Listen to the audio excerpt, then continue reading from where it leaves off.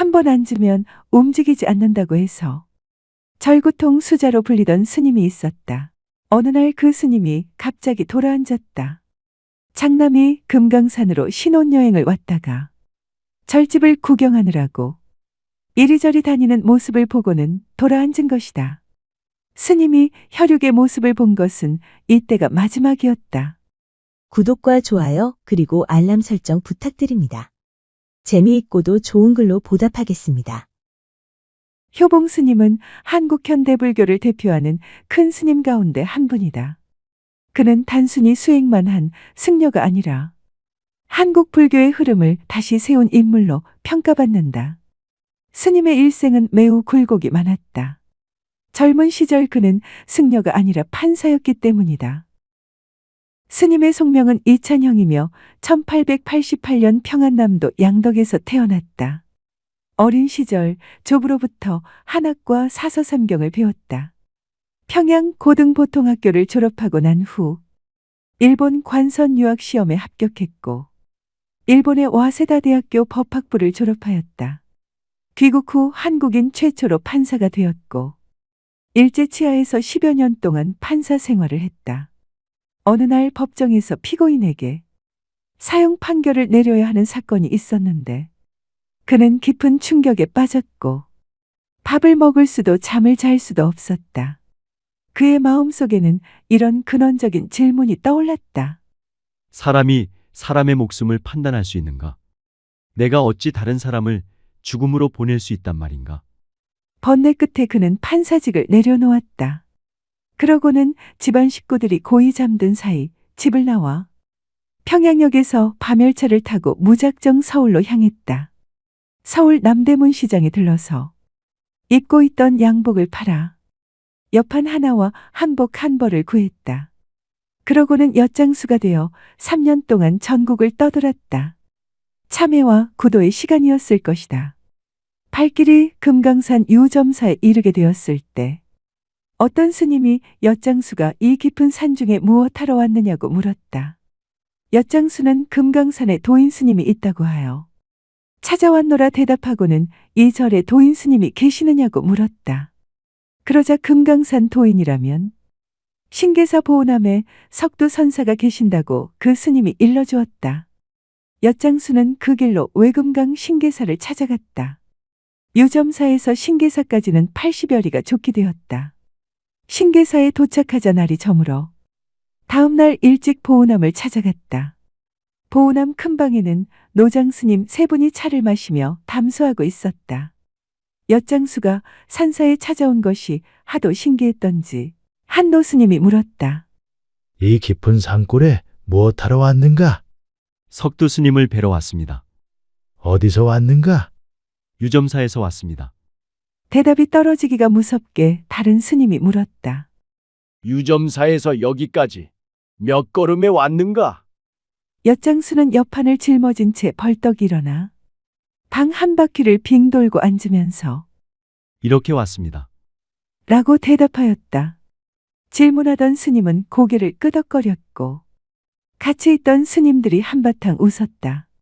10년 공부한 수자보다 낫네. 고개를 끄덕거린 스님이 바로 석두 스님이었다. 이리하여 스승과 제자는 서로 만났다.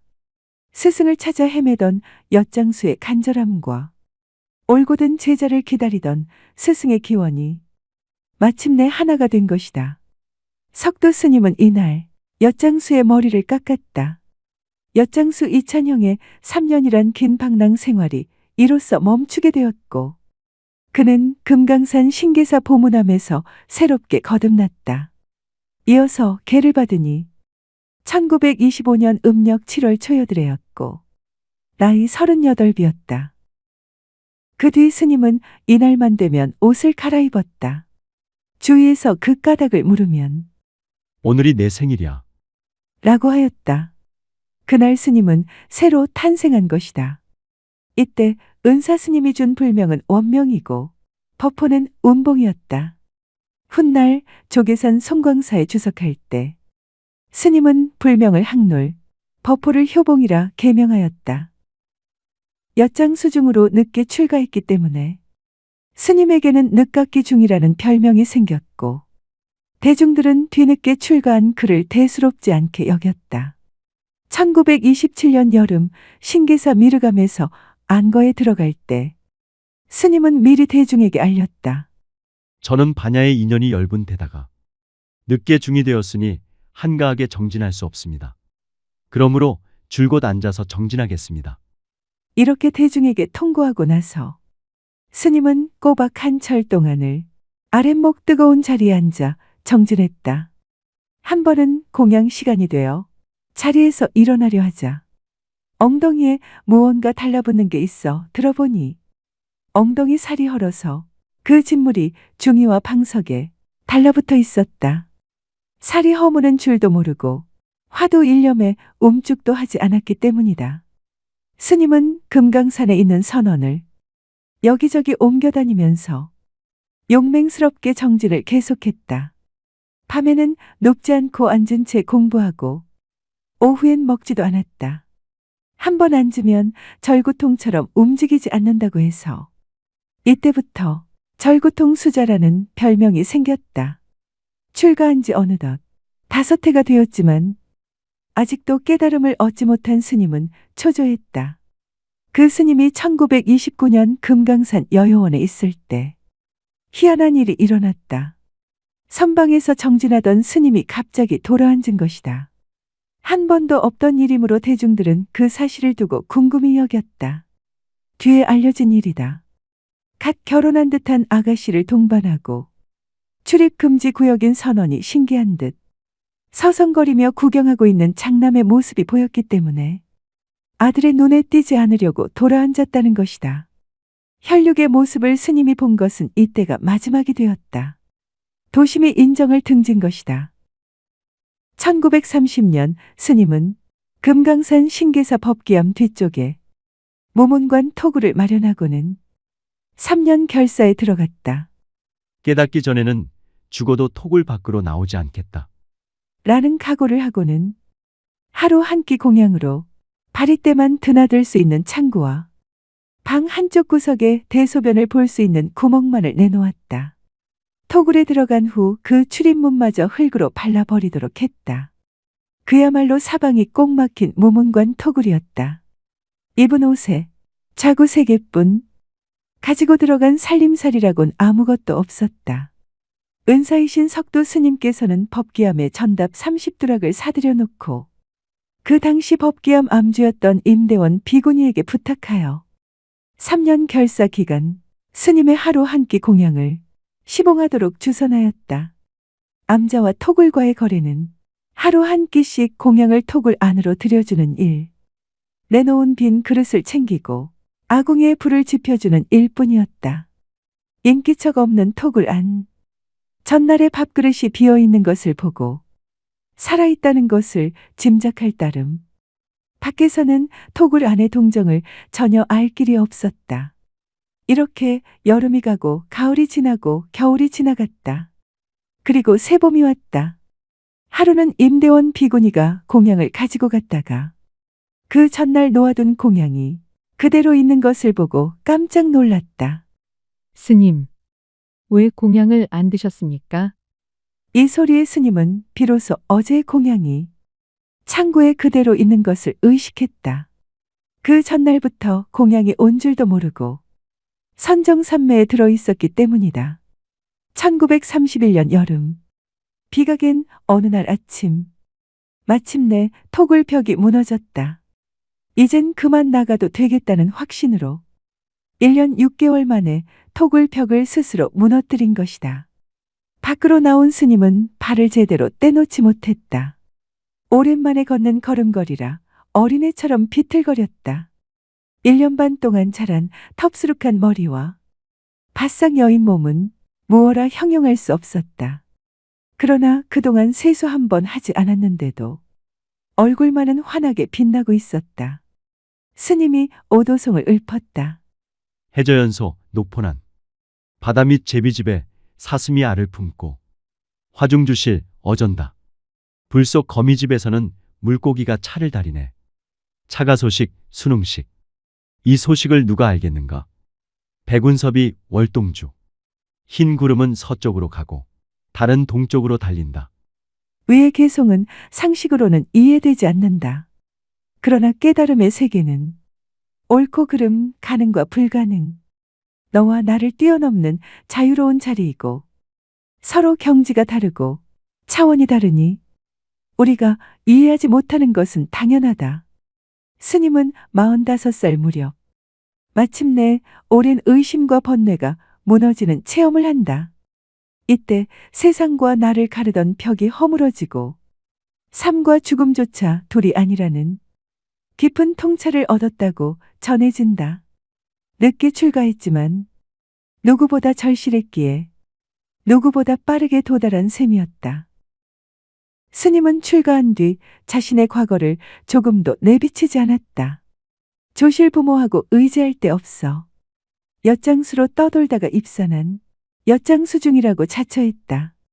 집을 나온 지 7년째 되던 해, 유점사에 있던 시절, 점심 공양을 마치고 뜰을 거닐고 있을 때 뜻밖의 평양 법원에서 함께 지내던 일본인 판사를 만나게 되었다.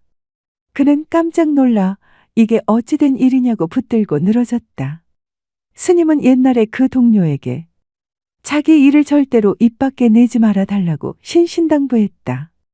그렇게 하겠다고 다짐한 판사는 스님이 조실부모한 엿장수가 아니라 조선인 최초의 판사인 아묵의 판사였다는 사실을 유점사 주지에게 발설하고 말았다.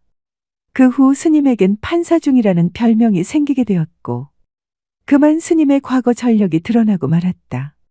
1934년 스님은 이젠 금강산을 떠날 인연이 다 되었나 싶었다. 이때 유점사에 임야 관계로 소송이 벌어졌다. 1심에서 절측이 지자 유점사 주지 스님이 소송 관련 서류를 갖고 와 소송 진행을 스님께 묻고 의뢰하였다. 스님은 이미 본색이 드러난 터라 변호사를 불러 변론의 요령을 일러주어 결국 2심에 가서는 승소케 하였다. 그리하여 스님의 과거 전력에 대한 풍문은 온 산중에 알려지고 제방으로 널리 퍼져나갔다. 1935년 금강산을 떠나 남방으로 운수행각을 떠났다. 하안거에는 설악산 봉정암에서 동산 스님, 청담 스님과 함께 지내고 동안거에는 오대산 상원사 청량선원에서 하남조실 스님을 모시고 지냈다. 1937년 스님은 불일 보조국사의 근본 도량인 승보종찰 조계산 송광사에 이르렀다. 송광사는 처음 온 곳인데도 모든 것이 낯설지가 않았다. 전생에 많이 살던 도량인양 풀 한 폭이 나무 한 그루까지 스님을 반기는 것만 같았다. 마치 옛 고향에 찾아온 것처럼 신심이 무척 안온했다. 마침내 스님은 운수행각의 발길을 멈추었다.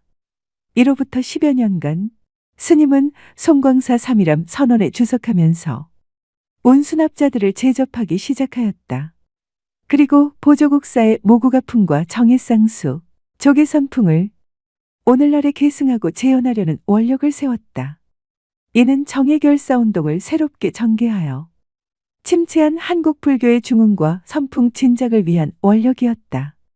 조계산 송광사를 예전의 해동 제1도량답게 16국사를 배출한 승보 도량답게 중흥하기 위한 염원으로 운수행각의 길을 멈추고 송광사에 주석하였다. 안녕하세요. 소우쿨 극장입니다. 오늘 이야기는 판사에서 엿장수로 그리고 절구통 수자에서 현대 한국 불교의 고승이 된 효봉스님 이야기입니다. 오늘은 전편입니다. 다음 편을 기대해 주십시오. 고맙습니다. 다음에 만날 때까지 건강하시기를 기원합니다.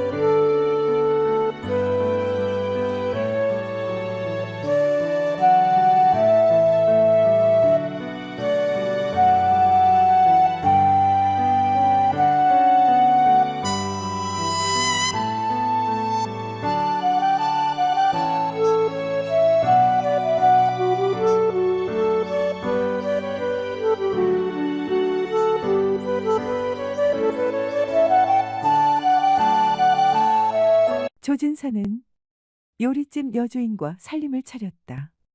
한평생 허튼 짓 한 번 하지 않던 사람이 60 넘어서 처음으로 제 마음 가는 쪽으로 걸음을 옮긴 것이다. 이 소식은 바로 윤씨마님의 귀에 들어갔다. 마님은 이를 갈며 친정 조카 둘을 데리고 첩살림을 부스러웠다. 구독과 좋아요 그리고 알람 설정 부탁드립니다. 재미있고도 좋은 글로 보답하겠습니다. 조진사의 회갑잔치는 왁자지껄 난장판이었다. 소슬대문은 이른 아침부터 활짝 열어젖혀졌고 축하 선물 보따리가 바리바리 들어왔다. 진사댁 사랑방에도 대청마루에도 앞마당 뒷마당 차양막 아래에도 사람들이 넘쳐났다. 조진사는 충청도에서 손꼽히는 천석군 부자인데다 집안도 뼈대 있는 사대부 가문이라 인근 고을 수령들까지 문안 인사를 보내왔다. 하인들은 눈코 뜰 새 없이 뛰어다니고 마당새는 제 이름이 12번도 더 불렸다며 볼멘소리했다. 그런데 조진사의 부인 윤씨마님은 이 흥겨운 잔칫날에도 표정 하나 바꾸지 않았다.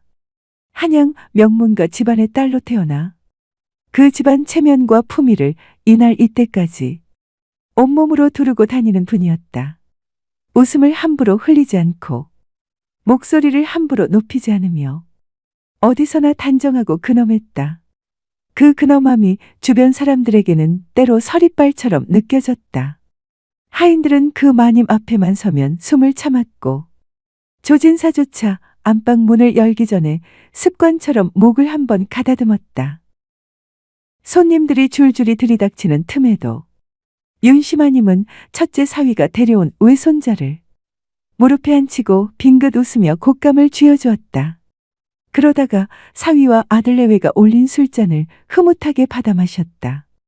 이 집의 맞사위는 홍문관 제학이여 아들은 지방 고을의 현감이니 그 자식들을 바라보는 어미의 눈빛에는 흐뭇한 자부심이 번들거렸다. 바로 그때였다. 대문 밖 담벼락 모퉁이에서 젊은 한 쌍의 남녀가 쭈뼛거리면서 들어갈까 말까 발을 동동 구르고 있었다. 아이를 등에 업은 안악이 먼저 결심을 굳혔는지 앞장서고 그 뒤를 김이 무럭무럭 피어오르는 떡시루를 지게에 지고 남편처럼 보이는 남자가 뒤따랐다. 지게꾼치고는 어깨가 떡 벌어지고 눈빛이 번쩍이는 사내였는데 관자놀이까지 수염이 무성하여 얼핏 보면 저잣거리에서 행인 10이나 걸 것 같은 인상이었지만 겉모습과는 달리 눈빛은 따뜻해 보였다. 두 사람이 앞마당을 가로질러 부엌 쪽으로 조심조심 발걸음을 옮기는데 갑자기 날카롭고 앙칼진 목소리가 하늘을 찔렀다. 우리 집에 다시는 발 들여놓지 말랬잖아. 엄마, 등에 업힌 어린 아기가 그 소리에 화들짝 놀라 경기라도 하듯 자지러지게 울어댔다. 윤씨마님이 부엌문 앞에 버티고 서서 도끼를 품고 씩씩거리고 있었다. 윤씨를 엄마라고 부른 젊은 한악은 이 집의 막내딸 조씨였다. 막내딸 이야기는 몇 해 전으로 거슬러 올라간다. 초가을 어느 날 외가에 다녀오던 막내딸이 갑자기 불어난 개울을 건너다가 흙탕물에 휩쓸려 떠내려갔다. 비가 거세게 쏟아진 뒤라 개울은 으르렁거리는 황토빛 물살이었다. 마침 개울가 주막 앞에서 어슬렁거리던 박시성의 젊은이가 비명소리를 듣고는 달려와 옷도 벗을 틈 없이 물속으로 뛰어들었다.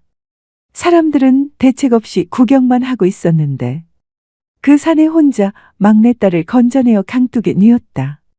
나중에 알고 보니 그 산에는 저잣거리에서 힘께나 쓴다는 박건달이었다. 정해진 일자리도 없이 장터에서 막이라며 살아가는 터수 없는 총각이었다.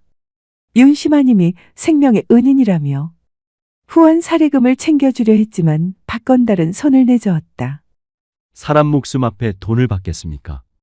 그 말 한마디가 오히려 막내딸의 가슴에 불을 질렀다. 그래서 그런지 막내딸은 그날 이후 박건달을 잊지 못했다.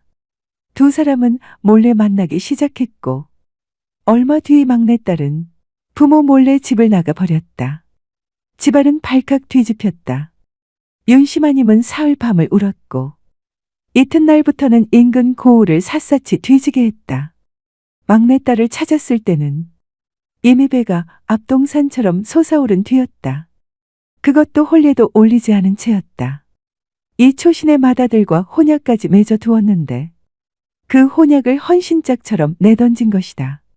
그때부터 윤씨마님의 눈에는 막내딸이 죽은 자식이나 다름없었다. 내 딸 아니다. 그 아이와의 인연은 끝났다. 딱 그 한마디로 자식을 눈앞에서 지워버렸다. 그 무렵 윤씨마님의 남편 조진사는 결혼 생활을 이어가는데 무척 지쳐 있었다. 처음부터 그랬던 것은 아니다. 혼인 초에는 아내의 반듯한 성품과 총명함에 끌렸고 두 사람은 제법 화목했다. 그러나 세월이 쌓이면서 조금씩 사이가 벌어지기 시작했다. 윤씨마님은 모든 것을 격식과 체면으로 재단하는 분이었다. 밥상에 앉아서 수저질 하나에도 예의범절을 따지며 눈을 번뜩였다. 그러니 조진사가 하인들과 농담이라도 섞으면 눈살을 찌푸렸다. 양반이 쌍것들과 농담이나 하고 남들 보기에 부끄럽지도 않으세요. 조진사가 장터에 직접 나가 생선이라도 사들고 들어오는 날이면 윤씨마님은 마치 집안 망신이라도 당한 듯 싸늘하게 외면했다. 무엇보다 조진사가 감당하기 어려운 건 윤씨마님의 차가운 통제였다. 안방은 마님의 왕국이었고 사랑채는 조진사에게 허락된 유배지 같은 공간이었다. 마님은 자기는 집안의 재물을 쥐락펴락하면서도 조진사가 어디에 잔돈푼을 쓰는지를 세세히 따져 물었다. 하인에게 술 한 잔 사주는 것도 눈밖에 났다. 인심 좋기로 소문난 조진사가 자기 집 사랑방에서는 정작 눈치를 봐야 하는 처지가 된 것이다. 막내딸의 문제를 처리하는 방법에서 두 사람의 의견은 결정적으로 벌어졌다. 조진사는 막내딸이 한 번은 용서받아야 한다고 생각했다. 잘못은 했지만 자기의 피를 이은 자식이 아니던가. 그러나 윤씨마님은 요지부동이었다. 체면, 가문, 집안의 명예. 윤씨마님에게는 그것이 자식의 행복보다 먼저였다. 그 완고함 앞에서 조진사는 아무것도 할 수 없었고 그저 속으로만 사겼다. 그렇게 5만 가지 정이 떨어져가는 와중에 회갑을 맞이한 것이다. 윤씨마님은 막내딸 등에 업힌 외손녀에게는 눈길 한 번 주지 않았다. 막내딸은 입술을 깨물다가 남편 박건달의 소매를 잡아 끌었다. 남편은 씁쓸하게 웃으며 지게를 내려놓고 떡시루를 부엌 찬방 한쪽에 슬며시 내려두었다. 조진사는 손님들 사이에서 이 광경을 멀찌감치 지켜보고 있었다. 그러고는 막내딸을 사랑채로 조용히 불렀다. 사랑방 문을 조심스레 닫고 나서 딸의 등에 엎여있던 외손녀를 조진사가 받아 안았다. 아기는 낯선 할아버지를 보고 처음엔 킥킥거리더니 조진사의 수염을 두 손으로 잡아당기며 까르르 웃었다. 조진사는 목이 메어 아무 말도 못하고 한동안 그 아기를 꼭 안고 있었다. 잘 있었냐? 예, 아버님. 잘 지냈습니다. 막내딸이 울먹이며 아버지의 손을 두 손으로 잡았다. 조진사는 아무 말 없이 품속에서 묵직한 전대 하나를 꺼내 딸의 치마폭에 밀어넣었다.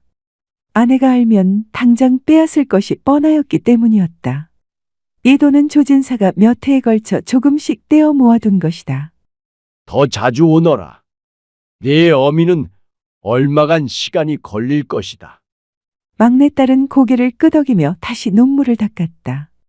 한편 뒤뜰 멍석 위에는 하인들이 모여 막걸리 사발을 기울이고 있었다. 박건달이 그 사이에 자연스럽게 끼어앉아 조진사댁 머슴도 아닌데 막걸리를 한 사발 얻어 마셨다. 조진사가 뒤뜰로 들어오다 그 광경을 보고는 빙그레 웃으며 박건달 옆에 털썩 앉았다. 하인들이 화들짝 놀라 일어나려는 것을 손을 저어 앉히고 조진사는 막걸리 한 사발을 받아 단숨에 마셨다. 그러고는 박건달에게 사발을 내밀어 그득히 따라주었다. 자네가 내 딸을 구했지. 예, 잘 부탁하네. 두 마디면 충분했다. 박건달이 두 손으로 사발을 받아 조용히 마셨다. 어둠이 내리기도 전에 막내딸 내외는 조용히 잔칫집을 빠져나갔다. 그러고는 때가 될 때까지 두 번 다시 친정집 대문을 두드리지 않았다. 그렇게 3년 세월이 흘렀다. 4월 초파일을 앞둔 어느 화창한 장날, 사랑방에서 먹을 갈던 조진사가 시동을 불렀다. 그런데 웬걸 시동이 없었다.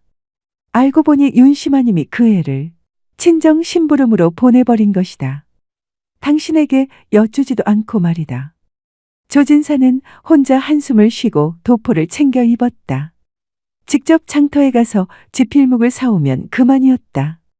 20리 남짓 산 넘고 물 건너 장터에 이르니 어느새 봄 기운이 꽤 올라와 있었다. 조진사는 꽤 오랜만에 장터 나들이에 기분이 묘하게 들뜨는 것을 느꼈다.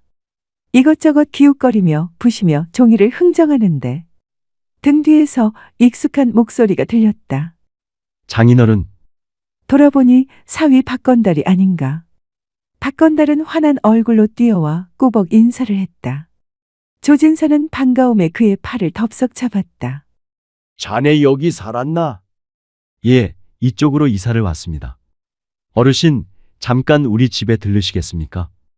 박건달의 안내를 따라 골목을 몇 번 꺾어 들어가자 꽤 규모가 있는 기와집 앞에 이르렀다.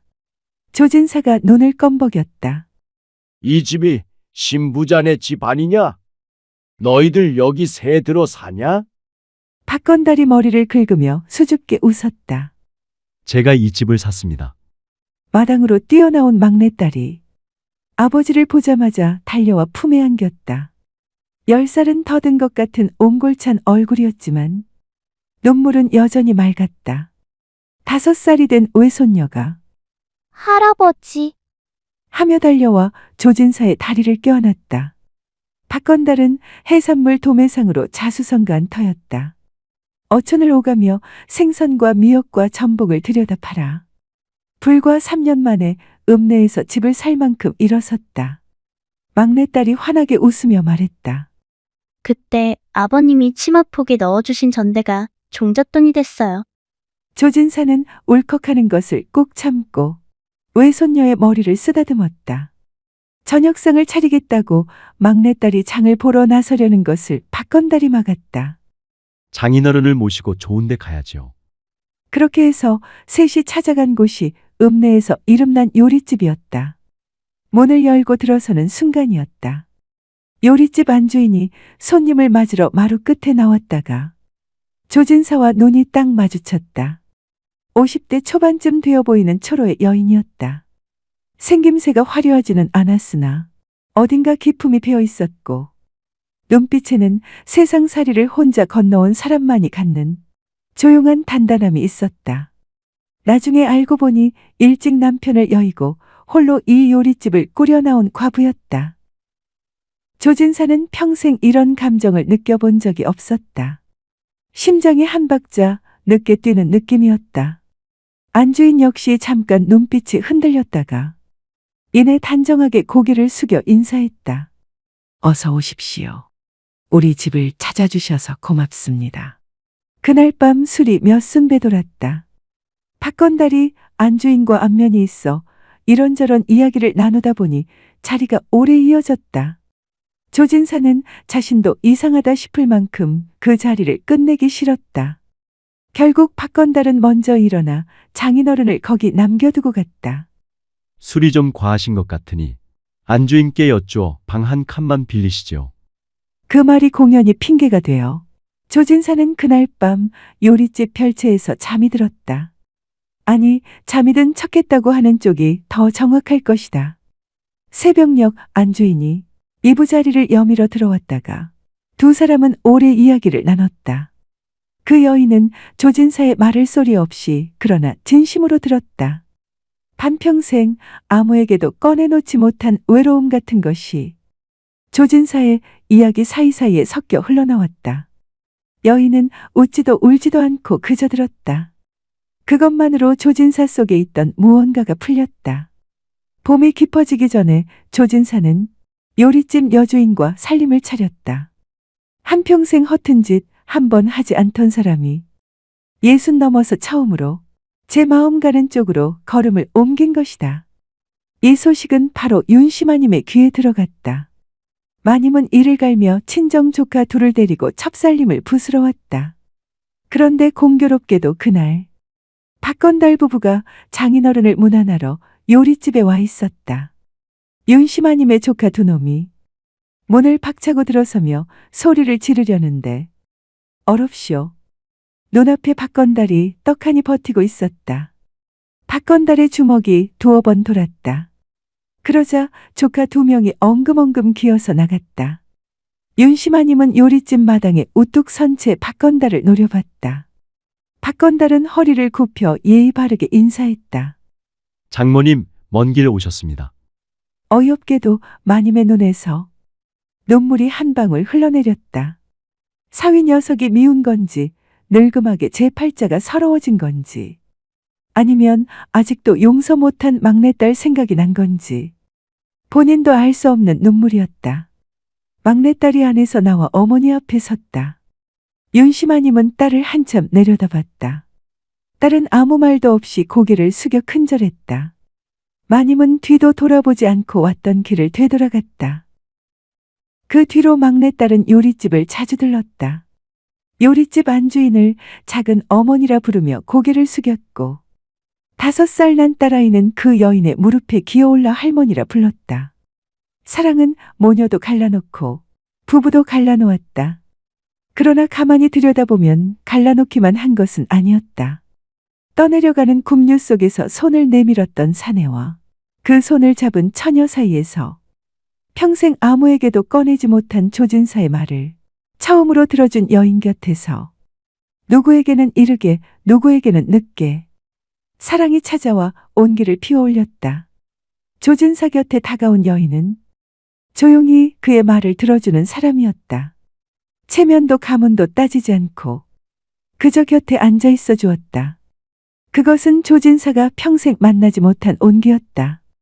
사랑은 그렇게 닫힌 문을 밀어 열고 들어왔다. 두어 달 후 윤씨마님이 다시 찾아왔다. 하녀 한 명만을 데리고 조진사를 찾아왔다가 조진사의 얼굴은 보지도 못하고 돌아갔다. 윤씨마님은 두어 달 후 다시 찾아왔다. 조진사가 머물던 별채 앞에서 조진사가 듣거나 말거나 혼자서 그동안의 잘못을 말하다가는 용서를 빌다가는 제김에 서름이 폭발해서 울다가 갔다. 조진사가 집으로 돌아가도록 설득한 사람은 요리집 주인이었다. 그녀가 말했다. 어른과 저와의 관계는 여름철 소나기 같습니다. 소나기는 소나기로 끝나야지 오래가면 안 됩니다. 제가 보고 싶으면 언제라도 오십시오. 일편단심 당신만 기다리고 있겠습니다. 하지만 당신의 부인은 조강지처입니다. 조강지처의 눈에서 눈물이 흐르게 하는 것은 올바른 군자의 태도가 아닙니다. 그분에게로 돌아가시는 것이 옳습니다. 윤씨마님이 3번째 찾아왔던 다음의 봄, 곧 집에 돌아갈 테니 먼저 가 있으라고 하고는 딸과 사위 그리고 외손녀를 대동하고는 집으로 조진사가 돌아갔다. 안녕하세요. 소오쿨 극장입니다. 오늘은 모녀도 갈라놓고 부부도 갈라놓은 소나기 같은 사랑 이야기입니다. 하지만 자식 이기는 부모 없고 조강지처 이기는 남자 없습니다. 고맙습니다. 다음에 만날 때까지 건강하시기를 기원합니다.